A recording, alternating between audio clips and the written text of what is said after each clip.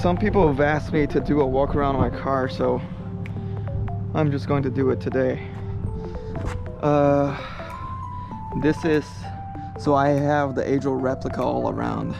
I know, don't judge me. I don't have the money. I want their real piece, but it's really expensive. First of all, this lip.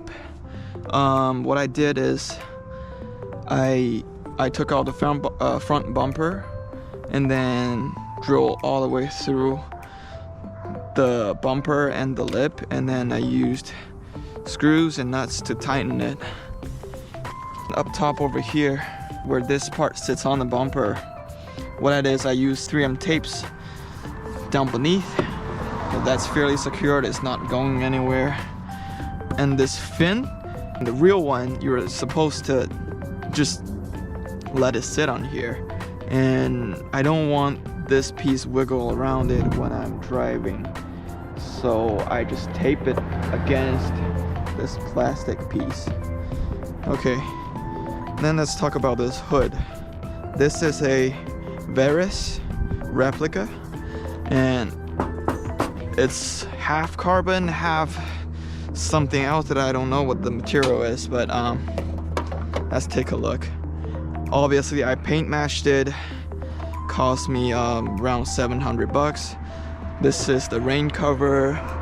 You have screws all around it to secure it. It's been raining in California a lot, so I just left it on. And in the engine bay, I don't have much mods other than this ArmaSpeed Intake. Sounds pretty good. A little bit horsepower gain, improved throttle response. I think that's it, right? For my coilovers, I used Ohlins all around, obviously all around. So Ohlins, they don't come with the top camber plates, so you'd actually have to buy other brands that fits.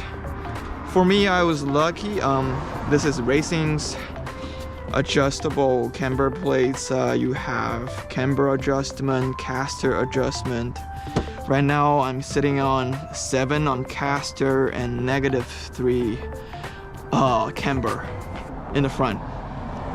And they actually discontinued this product, so I'm not sure if you can still find those anymore, but I was lucky. Only problem is because it's metal against metal, and then sometimes you'll hear some clunks in the front, but that's normal. You just don't worry about it. I worried about it first, but no, I'm just used to it. You get used to it.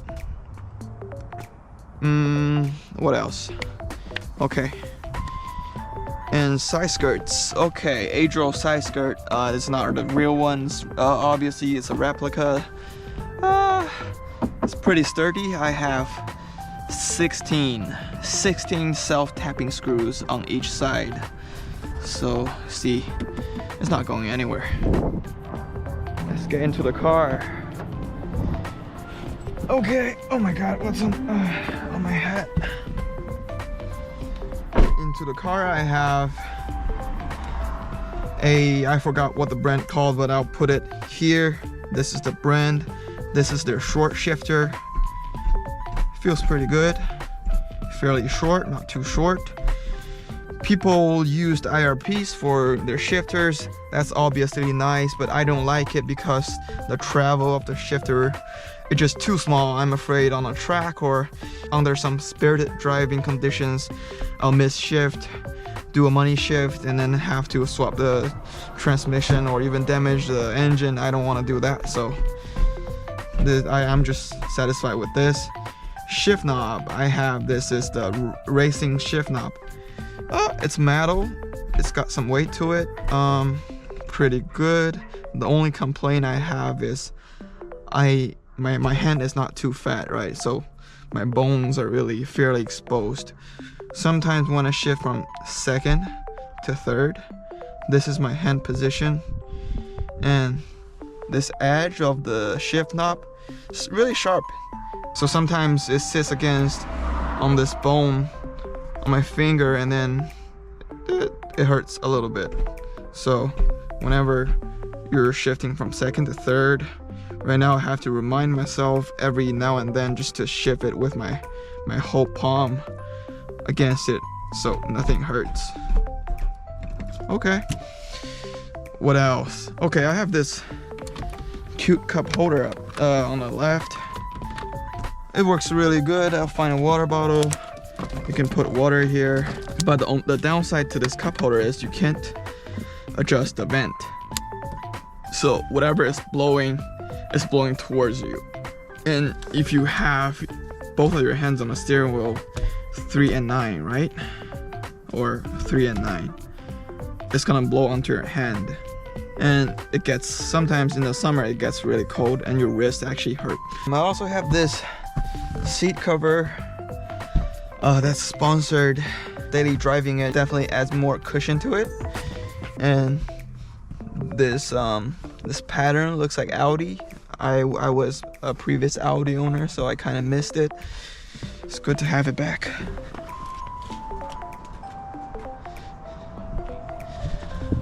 Okay, now talking about my wheels, I have the Nt03+M 18 by 9.5 plus 40. If you want to fit 9.5 onto your car, you run into some problems with stock suspension. In the front, if you have stock suspension with 9.5 and you want to run 255 with tires, the tire is going to rub against the spring seat. Your coilover spring seat is going to rub against it. So in order to do so, you have to install 245. So that's what I did previously when I didn't have coilovers. And in the rear, it's pretty tight. You probably gonna rub a little bit to the fender. This is a problem, but the rear I have -2.5 camber, so that solves the problem. And in order to, my god, I have a crack on the tire. I think that's okay. Okay, so in order to have camber in the rear, you'll need to you'll need to get a adjustable lower control arm, and that's what I got. From down beneath, you'll see I have a Cusco rear adjustable lower control arm. Okay, coming onto the rear,